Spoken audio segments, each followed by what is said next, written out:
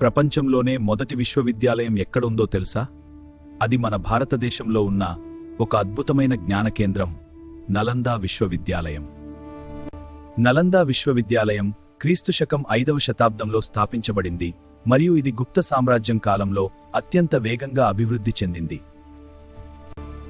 ఇది కేవలం ఒక సాధారణ విద్యాసంస్థ మాత్రమే కాదు, ప్రపంచంలోని వివిధ ప్రాంతాల నుండి వచ్చిన విద్యార్థులకు న్యాయంగా నిలిచింది. చైనా, టిబెట్, కొరియా వంటి అనేక దేశాల నుండి విద్యార్థులు ఇక్కడికి వచ్చి తమ విద్యను అభ్యసించేవారు మరియు జ్ఞానాన్ని పంచుకునేవారు. విద్యార్థులు సంవత్సరాల పాటు ఇక్కడ కఠినంగా చదువుకుని తమ జ్ఞానాన్ని పెంపొందించుకునే విధంగా శిక్షణ పొందేవారు మరియు శాస్త్రాలలో నైపుణ్యం సాధించేవారు. నలందాలో ప్రవేశం పొందడం చాలా కఠినమైన ప్రక్రియగా ఉండేది, ఎందుకంటే విద్యార్థుల జ్ఞానం నేను శాస్త్రంలో ప్రయాణించేవారు. నలందా గ్రంథాలయం ప్రపంచంలోనే అతిపెద్ద మరియు అత్యంత విలువైన గ్రంథాలయాలలో ఒకటిగా ప్రసిద్ధి చెందింది. ఈ గ్రంథాలయంలో వేలాది పుస్తకాలు, గ్రంథాలు మరియు పాండులిపులు నిల్వ ఉండి ప్రపంచ జ్ఞానాన్ని సంరక్షించే కేంద్రంగా నిలిచింది. ఇక్కడ జ్ఞానం వెలుగులా విరజిమ్ముతూ విద్యార్థులకు కొత్త ఆలోచనలు మరియు పరిశోధనలకు మార్గం చూపేది. నలందా నిజంగా ఒక జ్ఞాన నగరంగా ప్రపంచవ్యాప్తంగా గుర్తింపు పొందింది మరియు విద్యార్థుల కోసం ఒక ప్రేరణగా నిలిచింది.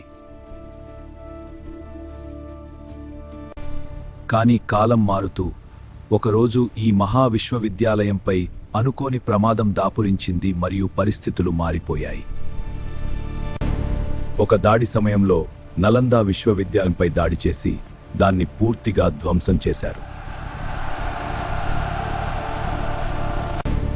ఒక దాడి సమయంలో నలందా విశ్వవిద్యాలయంపై దాడి చేసి దాన్ని పూర్తిగా ధ్వంసం చేశారు.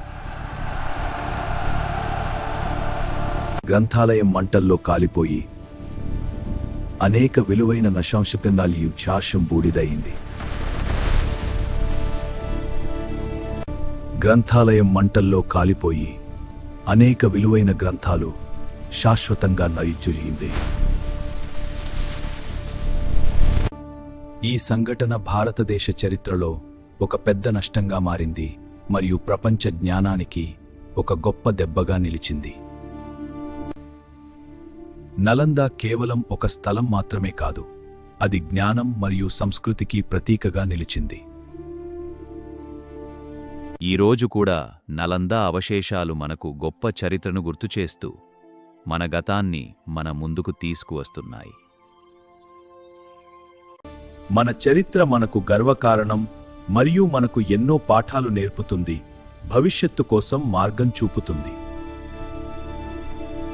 మన చరిత్రను ఎప్పటికీ గుర్తుంచుకుంటూ మన సంస్కృతిని గౌరవించాలి మరియు ముందుకు తీసుకెళ్లాలి.